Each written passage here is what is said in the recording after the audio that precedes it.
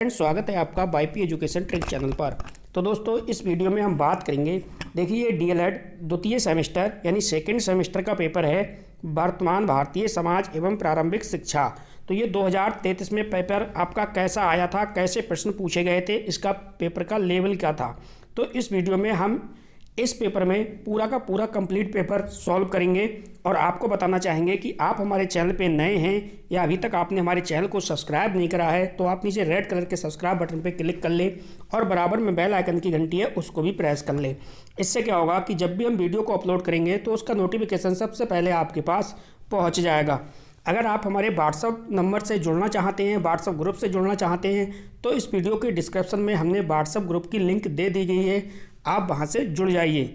तो चलिए हम इस क्वेश्चन को सॉल्व करते हैं। देखो, इस क्वेश्चन में जो है वो 15 नंबर का बहुविकल्प आते हैं और 15 नंबर के आते हैं अति लघु क्वेश्चन। तो हम पूरा का पूरा कंप्लीट सॉल्व करेंगे पेपर के लिए। चलिए, तो देखो पहला जो क्वेश्चन था, पहला क्वेश्चन इसमें पूछा गया था, एमिल पुस्तक के लेखक हैं। बहुत ही बेहतरीन क्वेश्चन पूछा गया था। एमिल पुस्तक के जो लेखक हैं वे कौन हैं? कांट है, प्लेटो है, या फिर रूसो है, या अरस्तु है। तो आपको करेक्ट आंसर बता दें, जो एमिल पुस्तक के लेखक हैं वो रूसो हैं। कौन हो जाएगा? रूसो हो जाएगा, यानी थर्ड वाला विकल्प है वो हमारा बिल्कुल सही हो जाएगा। अगला क्वेश्चन देखिए, अगला क्वेश्चन भी बहुत ही अच्छा क्वेश्चन था हमारा। अगला क्वेश्चन आपका देखिए पूछा गया ये कि आदर्शवादी शिक्षा शास्त्री नहीं है। तो जो नहीं है वो आपको पहचानना था। तो पहला ऑप्शन था प्लेटो, दूसरा ऑप्शन था रविंद्रनाथ टैगोर, तीसरा ऑप्शन था महात्मा गांधी, चौथा ऑप्शन था मारिया मॉन्टेसरी। अब जो आदर्शवादी शिक्षा शास्त्री नहीं थे वो है मारिया मॉन्टेसरी, यानी इसमें चौथा वाला जो विकल्प है हमारा बिल्कुल सही हो जाएगा। देखिए, डीएलएड द्वितीय सेमेस्टर की वाईपी एजुकेशन ट्रिक चैनल पर क्लासें बिल्कुल शुरू कर दी गई हैं। तो आप हमारे व्हाट्सअप ग्रुप से जुड़ जाइए। व्हाट्सअप ग्रुप की लिंक हमारे इस वीडियो के डिस्क्रिप्शन में दे दिया गया है। अगला जो क्वेश्चन है, शिक्षा विकास है एवं विकास करना तथा अभिवृद्धि करना ही जीवन है, यह कथन किसका है? तो देखो, चारों ऑप्शन की बात करें, जॉन डेवी, प्लेटो, कांट और अरस्तु। तो ये जो सेम टू सेम तो परिभाषा अभी तक किसी की भी नहीं मिली है, लेकिन फिर भी हम जॉन डेवी की तरफ चले जाएंगे। अगला क्वेश्चन देखो, यहाँ पे अगला क्वेश्चन कह रहा है कि भाई शिक्षा प्राप्त करने के लिए प्रवज्जा संस्कार होता था। तो जो शिक्षा प्राप्त करने के लिए प्रवज्जा संस्कार होता है वो कौन सी पद्धति में होता है, ये पूछा गया है। तो पहला ऑप्शन है गुरुकुल शिक्षा पद्धति, दूसरा है बौद्ध कालीन शिक्षा पद्धति, तीसरा है मुगल कालीन शिक्षा पद्धति, चौथा है वैदिक कालीन शिक्षा पद्धति। तो आपको करेक्ट आंसर बताना है। यहाँ पे जो राइट आंसर है वो क्या हो जाएगा? तो देखो, जो प्रवज्जा संस्कार की बात करें वो हो जाएगा आपका बौद्धकालीन शिक्षा पद्धति, यानी जो दूसरा वाला क्वेश्चन ऑप्शन है वो हमारा बिल्कुल यहाँ पे सही हो जाएगा। देखो, पांचवा क्वेश्चन पढ़ो। पांचवा क्वेश्चन क्या कह रहा है? क्वेश्चन कह रहा है कि वैदिक कालीन शिक्षा के पाठ्यक्रम में अपराध विद्या के अंतर्गत नहीं पढ़ाया जाता। तो क्या नहीं पढ़ाया जाता है? पहला ऑप्शन है इतिहास, दूसरा ऑप्शन है भूगर्भ शास्त्र, तीसरा है नीति शास्त्र और चौथा है अर्थशास्त्र। तो अगर हम इसकी करेक्ट आंसर की बात करें तो देखो, इसमें नीति शास्त्र वाला ऑप्शन है बिल्कुल सही है। अगला क्वेश्चन देखिए, वर्धा में अखिल भारतीय राष्ट्रीय शिक्षा सम्मेलन आयोजित हुआ था। तो कब हुआ था? पहला ऑप्शन है 1937, दूसरा है 1986, तीसरा है 1938, चौथा है 1940। तो वर्धा में लिखित भारतीय राष्ट्रीय शिक्षा सम्मेलन जो आयोजित हुआ था वो हुआ था 1937, यानी जो पहला वाला हमारा ऑप्शन है बिल्कुल सही है। अगला क्वेश्चन समझो। अगला क्वेश्चन क्या कह रहा है? अगला क्वेश्चन ये कह रहा है कि मुगल काल में उच्च शिक्षा के केंद्र थे। तो देखो, मुगल काल में उच्च शिक्षा की बात कह रहा है ये, तो आपको प्राथमिक शिक्षा का भी याद रखना है। तो पहला ऑप्शन है मकतब, दूसरा ऑप्शन है मदरसा, तीसरा ऑप्शन है दरगाह, चौथा ऑप्शन है खानकाहे। तो देखो, मुगल काल की बात करें तो इसमें जो आपकी प्राथमिक शिक्षा का केंद्र था वो तो मकतब था, लेकिन जो उच्च की शिक्षा का केंद्र पूछ रहा है तो यहाँ पे हो जाएगा अपना मदरसा, बिल्कुल सही हो जाएगा। अगला क्वेश्चन देखो, अगला क्वेश्चन बहुत ही अच्छा क्वेश्चन पूछा गया, बाल देवो भव यह शैक्षिक विचारधारा किसकी है? बाल देवो भव यह शैक्षिक विचारधारा किसकी है? ए ऑप्शन है फ्रोबेल की, बी ऑप्शन है रूसो की, सी ऑप्शन है गिज्जू भाई बधेका की और डी ऑप्शन है जॉन डेवी की। तो बाल देवो भव ये विचारधारा किसकी है? तो ये फ्रोबेल की है।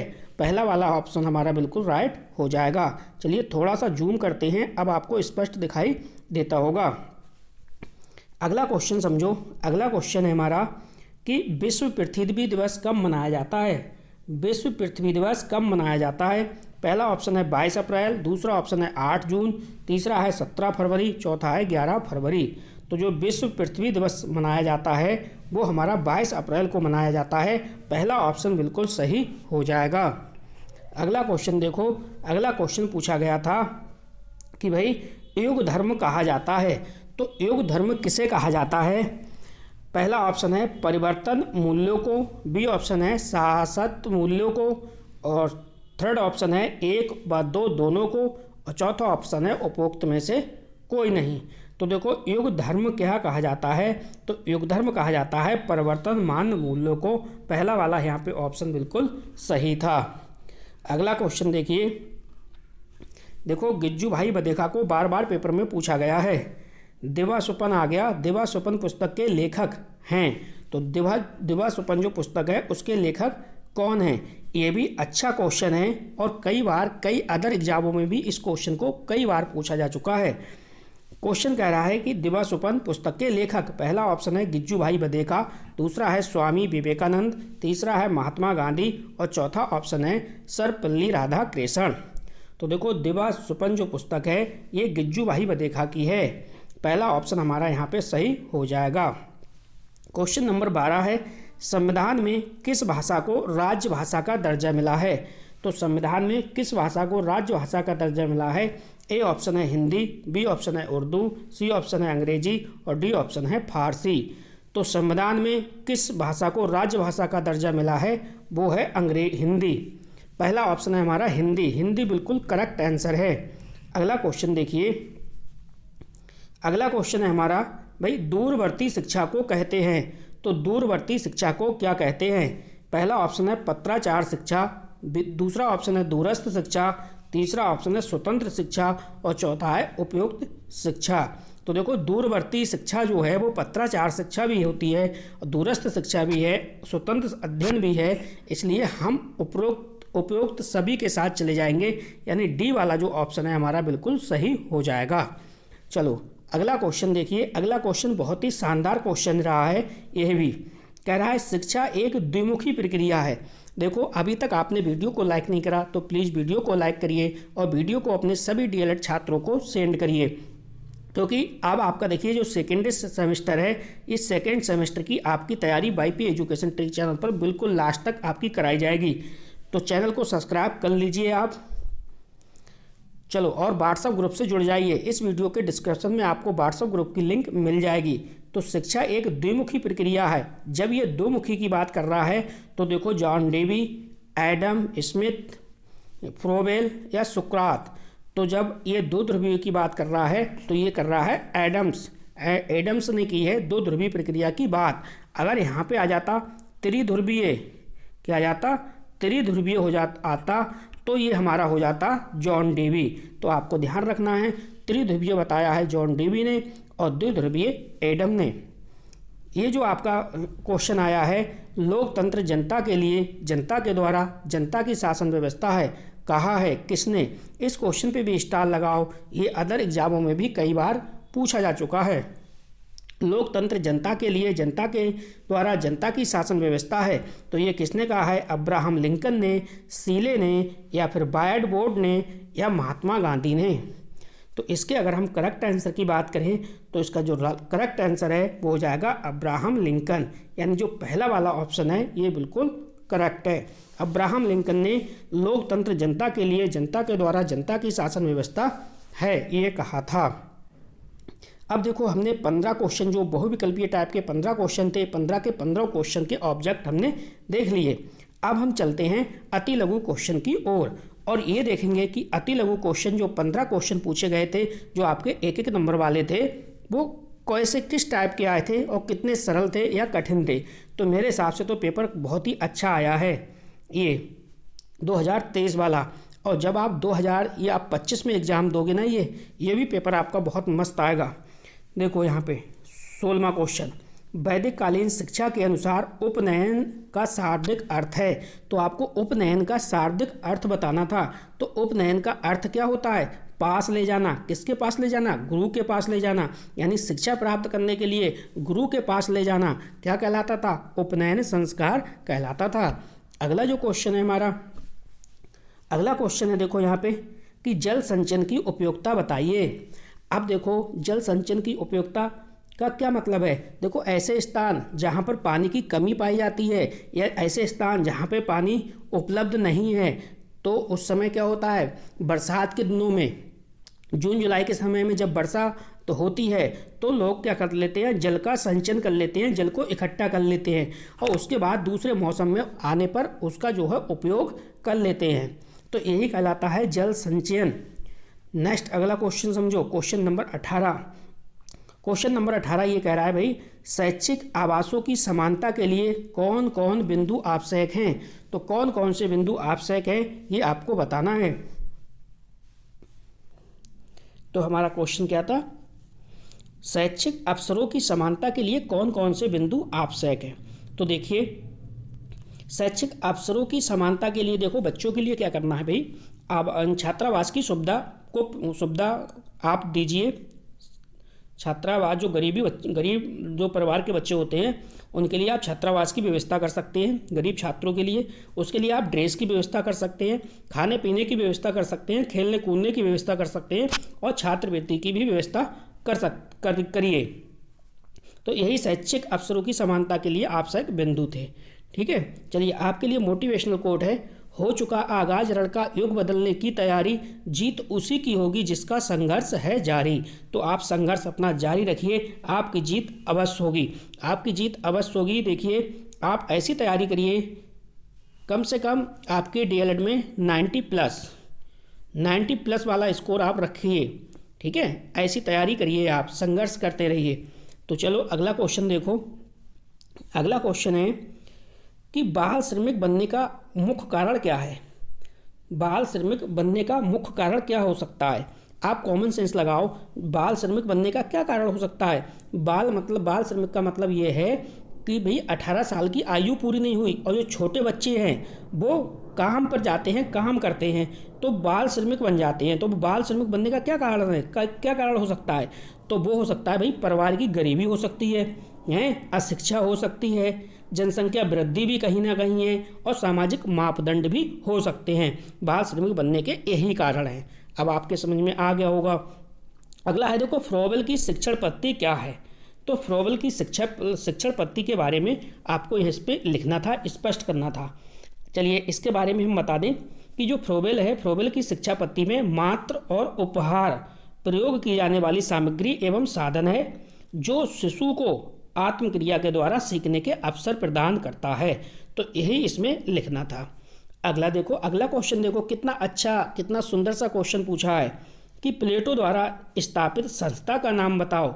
तो आपको पता होगा प्लेटो द्वारा जो स्थापित संस्था है वो क्या है? एकेडमी। क्या है? एकेडमी। इसका करेक्ट आंसर है। बहुत ही सिंपल क्वेश्चन पूछा था। अगला क्वेश्चन देखो क्या है। अगला क्वेश्चन है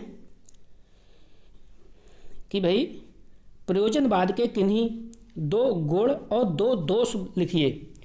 कोई आपको 2 गुण बताने थे और कोई 2 दोष बताने थे। तो सबसे पहले हम गुण की चर्चा करेंगे, इसके बाद हम दोष की चर्चा करेंगे। तो सबसे पहला जो गुण था वो आप लिख सकते हो कि भाई प्रयोजनवाद जो है वो बालकों के लिए व्यवहारिक जीवन के लिए तैयार करता है। किसके लिए? बालकों के लिए, व्यवहारिक जीवन के लिए तैयार करता है। अगर हम दूसरा गुण बताएं तो आप लिख सकते थे कि इसने विचार की अपेक्षा क्रिया को प्रधानता दी है। ये हो गए 2 गुण। अब हम करते हैं दोष की बात। दोष में है पहला, यह सत्य को परिवर्तन मानता है, यह सत्य को परिवर्तनशील मानता है। कौन? प्रयोजनवाद। दूसरा है यह सांस्कृतिक आदर्शों की उपेक्षा करता है। क्या करता है? यह सांस्कृतिक आदर्शों की उपेक्षा करता है। कौन? प्रयोजनवाद। अगला क्वेश्चन देखो, अगला क्वेश्चन आपका, यह भी क्वेश्चन बहुत ही बेहतरीन है। क्वेश्चन क्या कह रहा है देखो कि भाई पर्यावरण संरक्षण में विद्यालय की मुख्य भूमिका बताइए। तो भाई वृक्षारोपण में जो विद्यालय है इसकी क्या भूमिका हो सकती है? तो भाई वो बच्चों को क्या है, पर्यावरण के संरक्षण के लिए क्या है, बच्चों को जागरूक कर सकते हैं। जागरूक करिए, वृक्षारोपण करिए हैं, और पर्यावरण प्रदूषण से को रोकना, पर्यावरण में स्वच्छता बनाए रखना, ये सब आप कर सकते हैं। ठीक है, तो ये थी पर्यावरण संरक्षण में विद्यालय की 2 प्रमुख भूमिकाएं।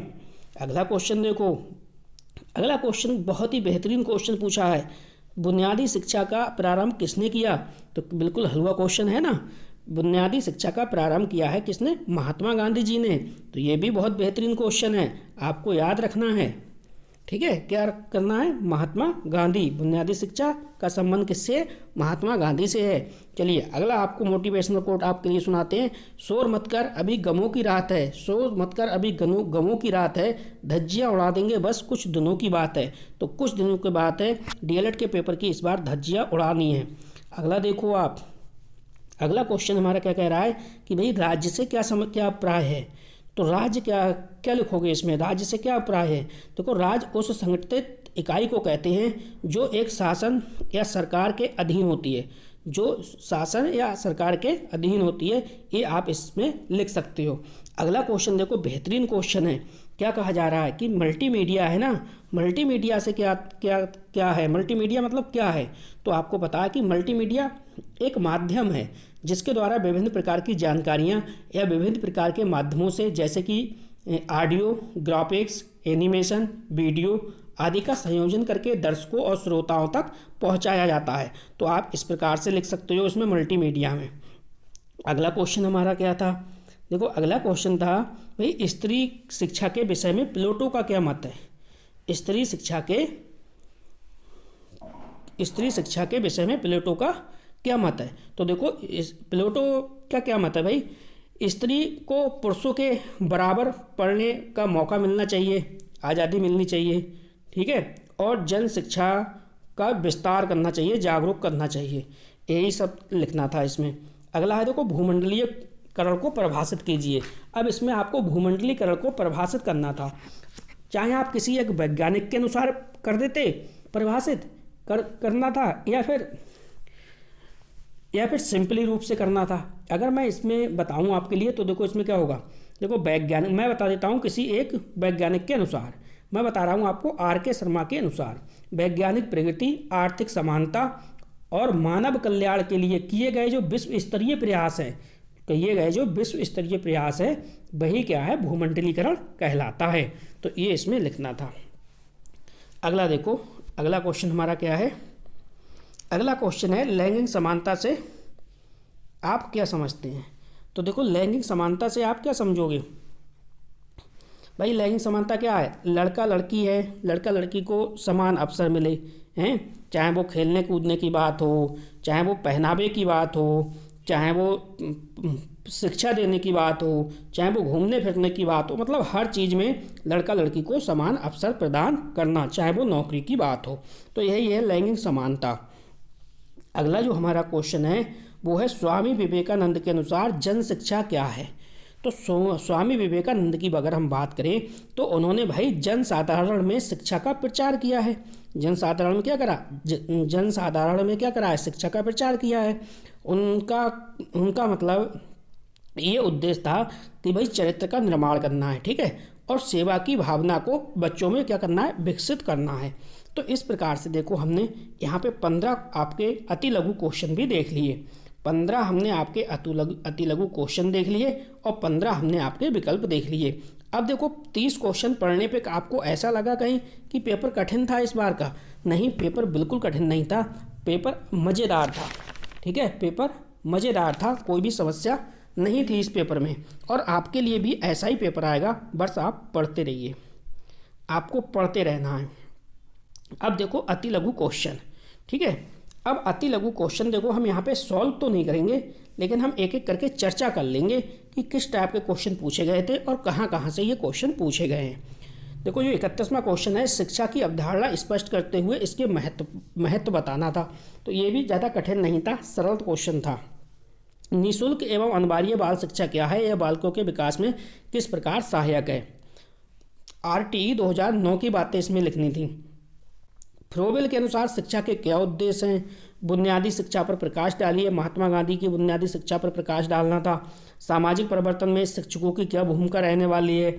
औपचारिक एवं अनौपचारिक शिक्षा में अंतर स्पष्ट कीजिए। अगला है समाज से आप क्या समझते हैं? शिक्षा एवं समाज के मध्य पारस्परिक संबंध को बताइए। नेक्स्ट है मानवीय मूल संपूर्ण सृष्टि के लिए आपसे क्या विवेचना कीजिए। और राष्ट्रीय शिक्षा नीति 1986 की 4 प्रमुख विशेषताएं बताइए। देखो ये क्वेश्चन आया था, ये जो पेपर आया था आपका, ये बिल्कुल सिंपल पेपर है, कुछ भी इसमें कठिन नहीं है। बस मैं आपसे यही कहूँगा कि आप लगातार कंटिन्यू पढ़ते रहिए, सुबह उठिए और अपना टारगेट फिक्स करिए। जब तक आप कोई भी अपना टारगेट फिक्स नहीं करोगे आपकी तैयारी बेहतरीन नहीं होने वाली। सुबह उठ के आप जब भी सुबह को उठो तो सुबह उठते ही छोटे छोटे अपने टारगेट रखिए और उन टारगेट को अचीव करने में पूरा दिन लगाइए। आपकी लाइफ जो है वो ऑटोमेटिकली चेंज हो जाएगी और कुछ समय बाद अच्छी हो जाएगी। ठीक है, आपको अगर YP एजुकेशन ट्रिक चैनल से जुड़ना है तो इस वीडियो के डिस्क्रिप्शन में सेकेंड सेमेस्टर का हमारा जो BTC है, DLED है, उसका ग्रुप बना दिया है हमने, उस ग्रुप से आप जुड़ जाइए। तो दोस्तों इस वीडियो में इतना ही था। वीडियो देखने के लिए आपका बहुत बहुत धन्यवाद। मिलते हैं नेक्स्ट वीडियो में न्यू टॉपिक के साथ। बस आपका दिन शुभ हो।